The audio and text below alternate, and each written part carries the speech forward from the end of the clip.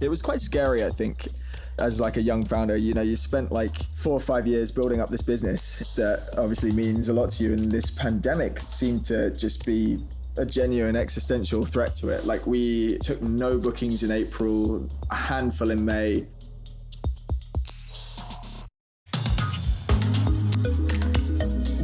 Welcome to Two-Sided, the Marketplace podcast, brought to you by ShareTribe.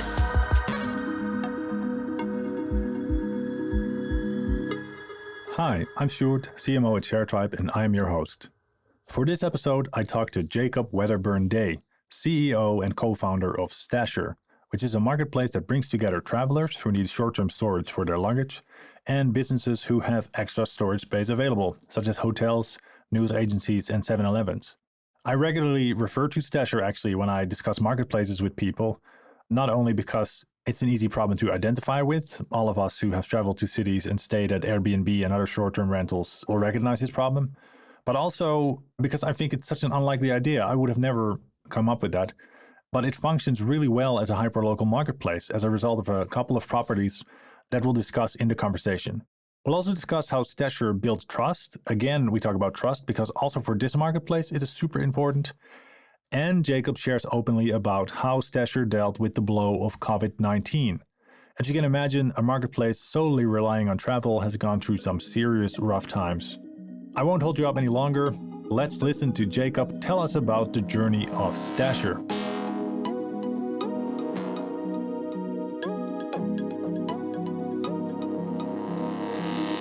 Hi, Jacob. Welcome to the show. Hey, thank you for having me. We have met actually before once, even in real life. And there is some history with ShareTribe, which we'll maybe go into at some point. But for the people at home who don't know who is Jacob, could you tell a little bit about what you did before you founded Stasher? Sure. Yeah, it's a fairly quick answer because I was 22 when we founded Stasher, so I hadn't done a hell of a lot of interesting things before then. It was the summer we graduated from university, was the summer we had the idea. And yeah, we built our prototype using ShareTribe, obviously, which you alluded to. So yeah, before that, I studied economics at university, as where I met Ant. We were really good mates there. And that was when we kind of first sort of floated the idea of going into business together. And I guess took a little bit of luck to strike the right opportunity. But before that, school, there's really not too much to get into, but always had a passion for entrepreneurship, I think. And yeah, it's been really, really cool to be lucky enough, I guess, to find an idea that kind of had the potential to take it the way that we have. Yeah. Well, actually, could you tell me a little bit about what is Stasher, especially in terms of like the marketplace components, what is supply, what is demand, etc. And then also, I would love to know, how did you get the idea? Because people often ask, like, aren't you afraid that all the good marketplace ideas are taken? And I always take this one as an example of like, this is something I would have never thought of in 1,000 years, actually. But yeah, my first question was, what is Stasher actually? Sure. So Stasher is a marketplace for storage. And I guess specifically it's for short-term storage. The easiest way to explain it is probably to tell you that story of how we came up with the idea. So if you cast yourself back to 2015, Anthony and I have just graduated. We've both moved down to London, me to do a master's for a year. Ant's taken a job at a digital marketing agency. We're trying to think of ideas for something we can build a company out of, have a go at sort of making a business. And we noticed that people kept making requests to leave things at Anthony's place. He used to live really centrally. He was like next to Euston and King's Cross Station. They're two of the busiest stations in London. And it was funny. It was one of those things where it was a little bit of a light bulb moment. I think it was either me or another friend were at Anthony's and said, do you mind if we leave this bag here today? And he made a joke about charging us. And we were like, hang on a second. There's actually a legitimate idea in there. And we'd been talking about like the Airbnb kind of platform marketplace model before then and thinking, the sharing economy has just opened up this whole new sort of like scope of opportunity. And yeah, and then we saw storage as a market that was actually completely untouched by it. As far as we could tell, there were no sort of storage marketplaces that were already out there. And the original model was slightly different to where we've ended up now, because originally we were thinking we didn't impose any sort of time limits. We said you can store whatever you want for as long as you want. And we opened like the very first prototype on ShareTribe literally had my flat and Anthony's flat, and that was it. Those are the two things that you could book. And we were like trying to persuade friends and family and other people to list their own places. And that was the idea. It was quite more literally like Airbnb for storage. Where we've ended up, and I think what makes a lot more sense is, we didn't mind running around opening up our flats to sort of let people in and out for their storage needs, but we figured that it wasn't quite the same opportunity as Airbnb, where it can become practically, a side job or a full-time job to just manage an Airbnb. What we've instead done, so we started signing up businesses like hotels and shops that had storage space, and figured that, they're paying plenty enough rent or whatever to lease these spaces. They want to make every square foot count. If they can monetize the storage space, it's a sort of win-win model where they're bringing in customers, we're helping them to bring in customers, and they're getting paid to provide a service to them. And it just all sort of really came together in that moment. And it took us a little while to sign on the first shops, as it always does, I think, when you've got a completely new and baffling idea. People are like, what? Yeah. But we got it rolling. And yeah, I mean, looking back, 5 years on, we have about 1,000. Well, we had 1,500 pre-COVID. Still remain to be seen post-COVID how many of them are still going, but it'll be over 1,000 in cities all around the world. So yeah, so that's cool. So because I often ask the question, like, how did you constrain the marketplace initially? But you already sort of alluded to that a little bit, because it usually goes like either geographically or by category. So first you had like unlimited storage for everything. So you narrowed it down to like short-term storage. But also what I really like about your model is that it's really like hyper-local, or at least if I recall from a previous time that I talked to Anthony, maybe, that it was really just around certain tourist spots. So can you tell a little bit about that? How did you start, like from a geographical perspective, and how did you expand there? Yeah, totally. I mean, we kicked things off in London, and it was very much, as you say, we were trying our best to predict where demand would fall and like where the hotspots were. And actually, there was a pretty easy clue, was just in terms of where the station lockers used to exist. And, there are still a handful of those left. They're really expensive. And that was part of the driver for us, was we were like, we could charge half the price and potentially a better service here and be in way more locations. So we identified the major train stations. And I guess, it becomes fairly obvious as you sort of think about it and as it evolves and as we've spread it across different cities. In London, there are sort of 8 to 10 major stations, and you want to have locations, ideally with good hours, preferably 24/7, that surround it. And then you've also got the tourist hotspots that might not necessarily be right next to a station, but you think of things like, then you've got events, you've got like Wembley Stadium and tons of other stadiums around. Again, that's been a bit sort of COVID impacted, but I hope that, we'll see the return of events at some point. And that was a whole sort of other big driver for us. And yeah, so it was, I suppose, quite geographically targeted. In some ways, we've always had an application form where anyone can apply, any business or hotel could apply, but actually building the supply has been quite curated in that sense. Maybe curated is a little bit strong, but yeah, that's one of the approaches that we've taken. Yeah. So did you then just go out into the street, like, let's say, so you started around one station, I guess, you went to the next station. Did you just go out into the street and just walk around and see where is the store? Or like, what was the approach? Yeah. Oh, really?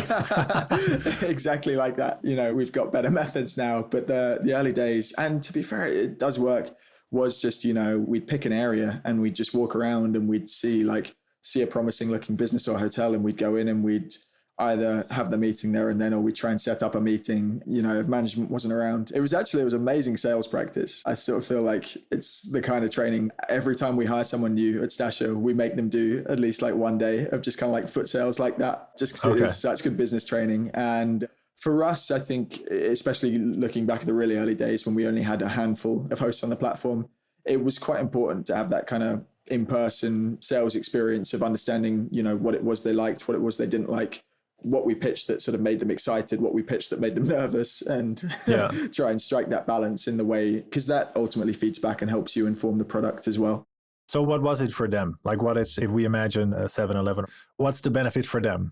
Yeah, I think we eventually hit on a sales pitch that goes something along the lines of this, which is that, as a shop, you depend on regular footfall of traffic. You want as many people coming in as possible. And what we're offering you is a way of getting footfall that you're actually getting paid for. Like, it's an acquisition channel that you get paid to have running, as long as you've got storage space that's got capacity. And you really don't need very much. I think people often overestimate that. In the early days, they used to think, I don't have a whole spare room, I've just got my storage room. And we'd say, do you know what? Just if you make that corner available, you could serve 10 customers on any given day.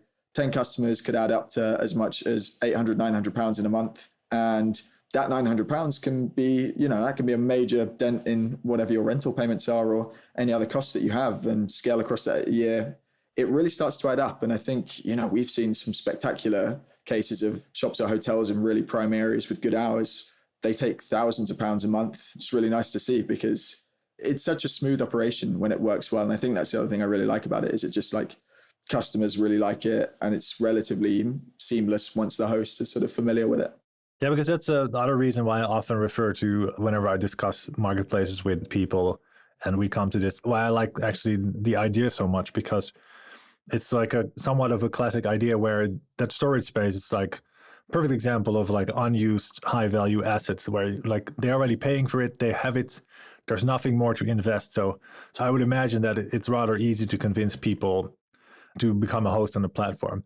And another thing what I really like about your idea is that in most cases, your supply and demand sort of naturally appear in the same area. They don't have to do anything. They're already, where there is people with suitcases, there will be news agencies, 24/7 stores, any kind of those places, hotels. So yeah, I really like it. So because often like that is the problem of bringing those two together, right? Like there's not that many where there is an overlap that comes naturally. Yeah, I see what you mean, because you can often have it that the people who have the assets that the marketplace sort of provides, they're not easily co-located. Whereas, as you say, I mean, we're targeting supply in prime tourist locations, which mean, one, there are definitely tourists looking, but two, because they're tourist locations, you've got those businesses on hand, and that makes their space all the more valuable. So It's a great way to sort of monetize that. Yeah. And then how many locations are you now, or countries actually? Like countries, we're in 36 countries. Okay. And the numbers are changing a little bit day to day right now, given the circumstances, but we have over 1,000 locations on the platform. We hit as high as 1,500 before all this. So hopefully we'll get quite close back to that. And then you mentioned that you had some method of like sort of deciding the next one. Like, could you tell us a little bit about that? Because I can imagine that over time, so like, okay, I assume that some of the locations, maybe they are because you partner up with a bigger hotel chain, so you automatically add, but how do you decide on where to go? Do you run some numbers? Is it like, how do you decide? Yeah, that's a good question. The analysis, I suppose, we're kind of following the procedures that Airbnb would have followed, with the benefit of also following them. So we can see where they do well. And that's generally a good indication of the fact that, you'll have high demand for our kind of service, because Airbnb, vacation rentals, at least to sort of give it the broader category, tend to be creators of this problem, so to speak. They're the ones who have the guests who need somewhere to leave their luggage and can't necessarily leave it at the vacation rental. And actually, I suppose one thing that bodes well for us in the future is that with the sort of new hygiene measures in place, it is going to be a greater concern for travelers, because some hotels may sort of impose strict limits, and certainly vacation rentals will want to make sure that everywhere is sort of fully cleaned between guest stays. So silver linings.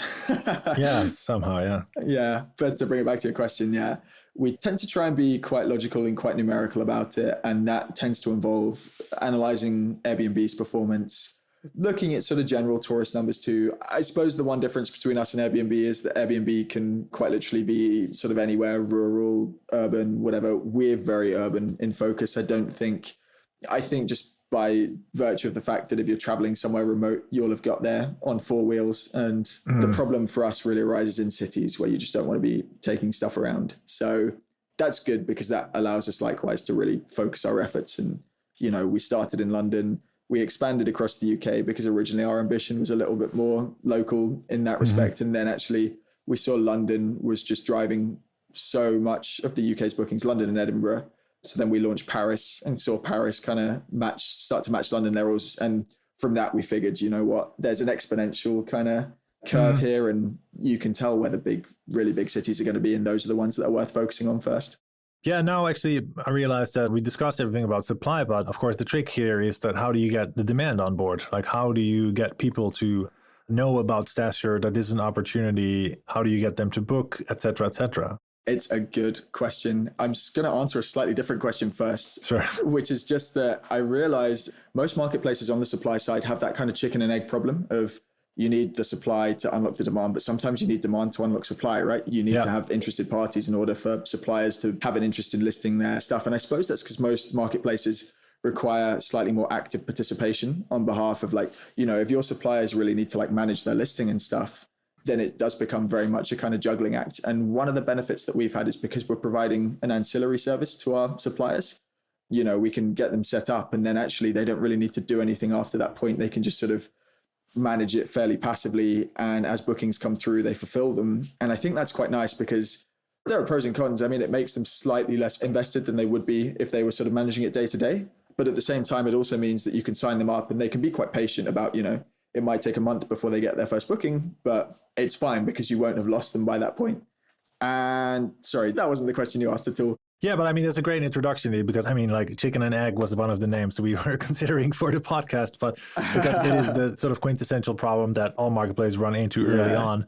And usually, indeed, also what I've learned from interviewing people and also just by looking at the many shared customers that we have, it's easier indeed, like you explained, to get supply on board because they're a little bit more patient. And in your case, indeed, I can imagine that they are extremely patient. But then the demand. Yeah. So there's a number of channels that we've found work really quite well for this. And I suppose the two most obvious ones are just online search, be that through paid advertising, through just ranking well in organic, etc., and then also through partnerships. And we have tried in the past various different methods of like activating social or channels sort of more along those lines. It's never quite worked out for us. And I think the conclusion we drew fairly early on was that we're more of a sort of utility product, less of an aspirational one. And I can see social working really well if you sort of selling a brand that's a little bit more aspirational, if it's like, buy this great product because it's going to change your life in these ways. Whereas really all we want is when people have a problem with storage, they know about Stasher and they come to us. Yeah. And you can do some sort of awareness marketing around that, but it's just not going to be quite as punchy or effective as, just making sure you're top of search when people are looking, or making sure you're well integrated into partner flows when people are physically experiencing the problem with another travel company, like, their Airbnb host manager or the management company. They go to check out and the host says, you can't leave your bag here, book with Stasher. That's a perfect kind of partnership. We've tried to set up hundreds of those. Yeah. And that can, I think, really apply to basically any travel company that has a customer experiencing this problem. We have a referral program. It makes it really, really easy to set that up and refer customers to us. And our big selling point there has been around trust, really, because we've dedicated a lot of time and effort to making sure reviews are really good and customer experience is high. And therefore, the selling point to those partners is, make sure your guest ends their journey with a 5-star experience, not a really bad one. So those are the two sort of methods that we found quite effective for generating demand. Yeah, that's, again, a nice assist for me to head in my next question, which is about trust, because I referred to it already, I think, in the beginning when I introduced you, that I saw you talk at the Sharing Economy Global Summit. And you had a fantastic talk about how you have built trust over the years in Stasher. And of course, if I leave my belongings with you, it's a rather important thing. So maybe you can talk us through what you shared there, because I thought it was super interesting. Cheers. Yeah. If you still remember. Yeah. Yeah, I do. It was, it was fun. It was really good meeting you then, actually, as well. It's been an interesting process building trust. I think we were right to identify early on quite how important it was. I mean, you mentioned your personal belongings are something that you really do sort of feel quite strongly about looking after. I mean, people are funny enough about like just personal data. So their actual personal property is like, you've got to make sure that is super secure. And yeah, there's a few different things that we found have worked really well. Fundamentally, the essential thing is just to make sure the service itself is secure and the foundations are in place. And that is a question of vetting the right places and having the right kind of customer service just in the event of problems, and making sure the website is really effective. Tech, I think, plays a fairly big role. Like, you can design for trust. Joe Gebbia from Airbnb has a nice talk along those lines, which I remember watching when we first were building this. Other things I think that make a big difference, it talks about reviews, and that's certainly a really clear signal of trust. At the day, I talked about co-branding with trusted brands. I don't mean that so much as a marketing exercise, so much as like actually being partnered with brands that you trust makes a big difference. For us, I remember Premier Inn was a major win in the UK. Like, working with them to provide storage, I think, was a huge conversion factor for a lot of customers to see a brand like that that's so recognizable. And I think the same goes on sort of demand side. We have an integration with hotels.com. Again, having these really big brands that connect with you, I think is an excellent way to sort of pass on that trust. Yeah, I remember that you mentioned, because I was going to hook in that earlier, because reviews, right? Like there's a lot of talk about fake reviews. There is these review farms. How do you see that for Stasher, and how do you counter that, or how do you plan to counter that? Yeah, that really annoys me, actually. I think Google I think it annoys everybody. Yeah, Google should do more to police this kind of stuff. Google have a setting at the moment where you can just enter your own review score as sort of like metadata directly and have it list stars against your name. And there's no verification in that process. And I do think that verification is a really important aspect. I sometimes wonder how much your sort of day-to-day customer necessarily appreciates that. I think it's very easy to just post stars and have them kind of trust that. But we've always used FIFO. Trustpilot do exactly the same job. You've got places like TripAdvisor. TripAdvisor don't necessarily have verified reviews, to be fair. I'm not sure, might have to fact check me on that one. Yeah. But FIFO I've always really rated because, pun not intended, sorry, they provide like a really nice service for just, when you see one of those reviews that it's real. And I think we've always felt, there's no real need to hide negative reviews. I think you do see that in companies. You see they'll post reviews with basically no sort of 1 or 2 stars. And I think that's kind of unrealistic unless you just serve very few customers and you do it really well. In a business like ours, it's an inevitability that you're going to have some bad experiences. And partly that's because we can't totally control the in-store experience. We can just try and manage it as best we can. But it's really great feedback for us as well. When we see negative reviews, it's a signal that we need to sort of act and remedy something. And that's how we want the marketplace to function, really. We don't want to sort of like sit over it like tyrants and kind of, we want it to kind of like give us feedback organically so that we can kind of continually improve it. And so, I mean, yeah, I've always thought being quite transparent with reviews is really important, and having a verified system in place, I think, is something that it would be great to sort of find a way to place more value in that. But I think it's key. Yeah. Yeah. And then in the event something goes wrong, do you have an insurance system, or how does it work? We do. Yeah, I should have mentioned that too. That's another key element of trust. We've got a really nice deal with the guys from Guardhog Insurers. They're a good sharing economy insurance provider, but in essence, your bag is completely covered. Up to £1,000 against loss, theft, or damage. And do you know, in sort of 500,000 bags stored, we've only ever had 1 or 2 claims, which is a really nice rate of incidents. Yeah. And we try and be really proactive about customer support as well. So, a loss, of theft, or like serious damage is really rare, but places opening late or stuff going a little bit wrong, that happens from time to time. And I think we've always tried to be just super proactive about, like, if someone's unhappy, it's better to just refund them the difference and make sure that they go away from that as a sort of positive ambassador for your brand, than that you sort of think, oh, I need to like take the money from their booking, and then you've got all that sort of bad will out there in the world against you. That's the view that we've always taken. Yeah, no, I support it. Like, we try to do the same with ShareTribe. Like, we, of course, try to be fair always. And if there's like unfair accusations, we try to sort of pass that out. But yeah, I totally agree. Indeed, like the speed of support, and it's better indeed to have someone leave maybe unsatisfied with the service, but happy about the brand, than the other way around. So yeah. Do you remember, let's see if this is an interesting question, because we have looked with ShareTribe also a couple of years ago about how to do insurance in marketplaces. Was that an easy find for you? Because back then it was quite a big disaster. Like, not too many insurers want to underwrite marketplaces with its own specific problems. Yeah, it was tough. It was not an easy find. I think we were quite lucky to stumble across the guys from Guardhog, because they were at a similar point in building their startup to where we were, which meant that they were kind of happy to take a bit of a punt on us. And no, as I say, I mean, we've been really lucky. I know there's a few like them now out there in at least the sort of the travel industry, the short-term rental industry specifically. I suppose that's because Airbnb host cover has become quite a big field just in and of itself. And then there's related ancillary services around like key exchange, and luggage storage is obviously where we belong, and a few others. But general sort of marketplace cover is tricky. I think we did look at a number of sort of bigger firms before we stumbled across Guardhog, and we just ended up with some tricky paperwork and expensive quotes, and it didn't quite work out economically. I think that's, I guess, where the challenge is, especially when you're a young marketplace, is you've got to be quite sensitive to the unit costs of running your business. And if insurance becomes too big a chunk of that, unless it's really, really like essential and you're expecting a lot of claims, in which case you've probably got bigger problems. But like, yeah, it's a challenge. Actually, I want to get into that as well, because I think it's a great question always to ask of any kind of marketplaces, because it's something that most marketplace entrepreneurs are very concerned about. Disintermediation or marketplace leakage. How's that for Stasher? Do you know, it's really hard to know. It's probably one of my bigger concerns about the whole model. I suppose it's because it's one that we can't exercise too much control over. Sometimes I think the best approach is just to not worry about it too much.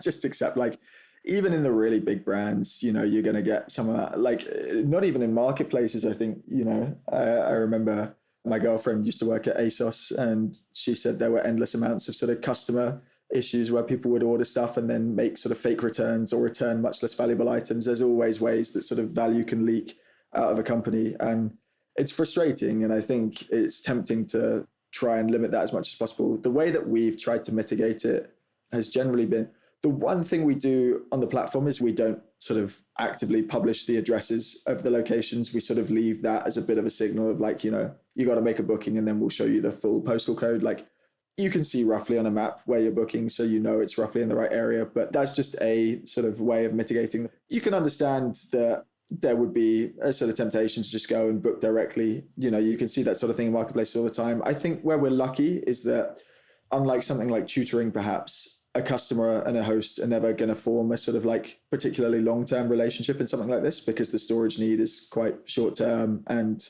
fairly irregular. So we're not worried in that sense that, like, you know, people might just sort of meet via the platform and then continue to have this sort of relationship off platform. But yeah, there's definitely some amount of risk that people just sort of use the website to navigate to somewhere near. An unscrupulous host might just take a sort of cash transaction. And obviously the other way we mitigate against that is we say, you know, only bookings made through the platform are insured. And nowadays, particularly, cash transactions are banned because of hygiene. Yeah. I think that's the best you can do, really, is sort of put sensible policies in place and kind of trust people to obey it. And there will be some amount that don't. And I suppose that's just the way it goes, which is a shame. Yeah, I mean, I can imagine in the case of Stasher where, I mean, the fee is, what is the average storage cost? It's pretty cheap. It's £6 per bag, or, you know, €6 in most of Europe, $6 in most of America. So I mean, that's a really negligible amount of money for which you would like to risk losing your insurance and other things. So I would also assume that if I would be in your place, I wouldn't be too worried about it. I mean, you're doing everything from what I can hear and see, because when we met in London, I had actually booked a Stasher. Yeah, because it was at this rather posh, like the Lloyd's building, and I wasn't sure if they wanted to hold luggage. They end up holding it, but there's a couple of rules always, and I'm saying this more for people listening than for you, but there's a couple of rules always in my experience how to avoid this intermediation.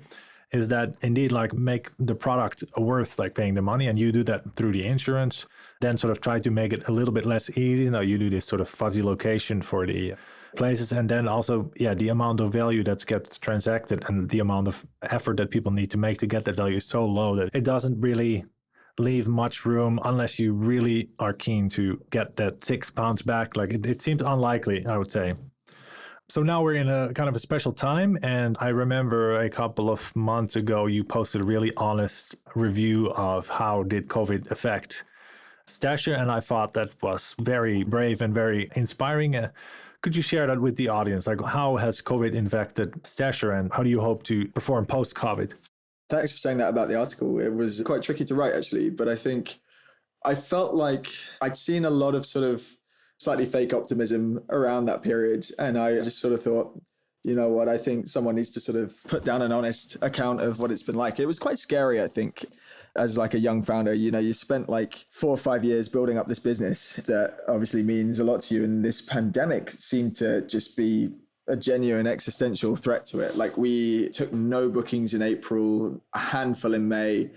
It's been really encouraging to see June and July has really picked things back up again. Certainly July has been quite a big step up from June. And we're seeing a path again clear back to like the targets that we wanted to hit. But because obviously travel restrictions, quarantines, all these things were put in place to limit movement and limit the spread, inevitably a consequence was just that travel was decimated. And we kind of got doubly hit because our supply, also small businesses who were forced to close, and, you know, a lot of them have gone out of business. I say a lot, that's not true. A handful of them have got out of business during this period. And so we sort of, you know, we were like, on the one hand, demand has plummeted. On the other hand, we're a little bit sort of confused as to what the state of our supply is. So there's been quite a lot to rebuild.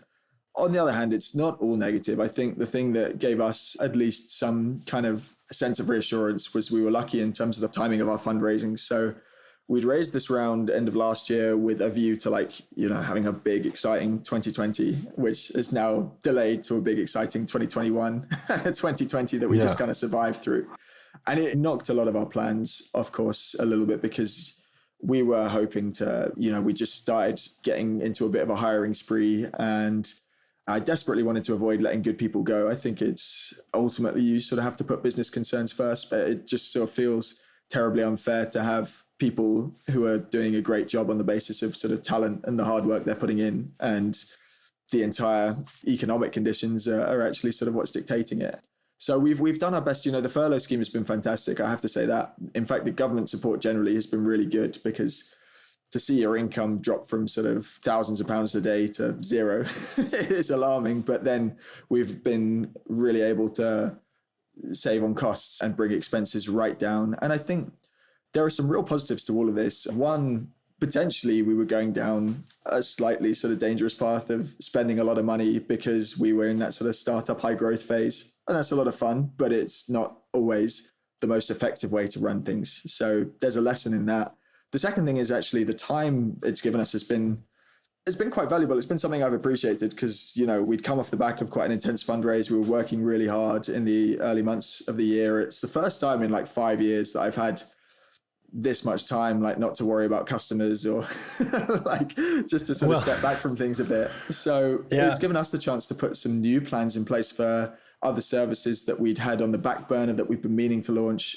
The one that we're getting really quite close with is luggage delivery. And this is exciting because we've been looking at government guidelines, and a prevailing sort of rule is that it's not yet a rule, but they're really encouraging people to avoid sort of luggage in airports as much as possible. Ideally, if you can ship bags rather than have it sort of checked in and put through the plane and all the sort of handling that involves, it's a much better process for everyone. It's a sort of hygiene recommendation that they're starting to publish more and more. So it's a market that we've wanted to get into for a long time anyway. We sort of took the opportunity while things were quiet to get that sort of launched and ready to go, and hoping to launch that next month. But yeah, stuff like that I think is actually really positive to reflect on. It'd be nice I think we'll come out the end of lockdown and the website and apps will look better than they did, and we'll have a few things like that. And so, silver linings.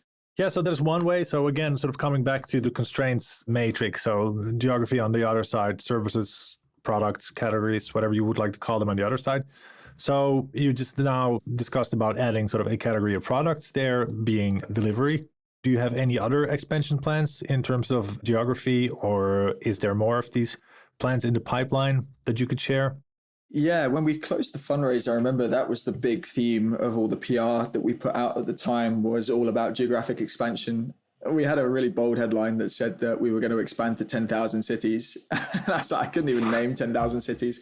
But then supposedly Airbnb is in 60,000. So we were like, okay, it's not actually as crazy as it sounds. Yeah. And we were in 250. So, it's only 40 times what we've already got. Yeah. We will probably just be going about that a little bit slower than we otherwise would have. And I think, as I kind of mentioned in the last answer, there was a pressure to sort of spend and grow and burn quite fast. And that pressure has sort of been lifted by the current climate. There's a bit more of an emphasis on sustainability. And that means that we'll have to sort of be a bit more resourceful about the way that we expand, but we can look at sort of where it's going to be most effective. At the moment, I couldn't actually tell you what our top next expansion destination would be. It was definitely America was the target for this year originally. And I think we're just going to have to play it by ear, really, and see how sort of health and travel situation evolves in different countries. But it's encouraging to see Europe certainly looks like it's on a much better footing. And hopefully when this comes out, that'll still be true. Yeah, I hope so too. So we got we went nicely through the journey sort of up until now and even into the future. If you look back at the last, did you say 5 years, 6 years? 5, yeah. We 5 years. Founded this in September 2015. All right, cool. Is there anything you would have done differently where you feel like, oh man, if only we would have done this, or if we wouldn't have done this, that you can share as instructive for anyone listening? Yeah, this might be quite a unique one, but we were originally called City Stasher, as you might remember from our Share Tribe days. That was the domain that we were running. And We stumbled onto a bit of a trademark issue with it. There was a company called City Stash that provided like warehousing in America. And we just decided, we were going international and we wanted to expand, and this was going to become a bit of a problem for us. And so on the one hand, we were sort of trying to negotiate if it was possible to work around the trademark. On the other hand, we were like looking for new names. We were lucky because we came across the stasher.com domain for a pretty reasonable price. And we were thinking, that rebrand makes a lot of sense. At the same time, we just started sort of like building this kind of custom tech platform. We made the spectacular mistake of launching new domain, new brand, new website. Thought we'd like roll it all into one and that would be a really great move. And it backfired horribly in terms of our organic rankings. Google was just like really confused by it. And it took a long time to sort of recognize that the citystasher.com domain that it used to rank quite highly had in fact now completely transferred to this new domain under a new name and everything. And yeah, that took some real recovering from. That was quite painful. Yeah. I don't know how many other people are going to find themselves in a situation like that, but certainly I suppose the message there is just like, you got to be quite sensitive to your channels. You got to look after them. And it was annoying because it was something we anticipated and we thought of, and we thought we'd done the right thing. We'd done the correct redirects, but there were some mistakes in there. Anyways, yeah. Yeah. Oh, that sounds like a painful one. Yeah. Because especially if especially organic, because it's such a great channel, you don't pay per acquisition. And if you lose that would be very problematic. Yeah, I can imagine. It came back after a few months, but yeah, painful months. Yeah. All right. Anything else you would like to plug regarding Stasher or yourself? Actually, I can recommend your podcast if I can plug it. I just listened to it one yesterday, which is called Should Billionaires Exist? I can recommend everyone to listen to that one. Thank you. But can you give it a plug? I actually forgot the name already. It's the morality of everyday things. This is just something that Ant and I set up for fun during the lockdown because we tend to have lots of sort of conversations along those lines anyway, thinking we're being all very clever and just like chatting about ethical issues but applied to real world situations. And there's actually now is a particularly interesting time for conversations like that and just sort of thinking about morality as applied to the modern day. Anyway, so that's the theme, and we look at different issues each week. We looked at one around sort of billionaires and like wealth inequality during COVID. We looked at like one around sort of protests and violence. We're planning to do one quite soon around sort of the costs of lockdown, which promises probably to be a bit controversial, but it's been good fun. And then any professional plugs regarding Stasher?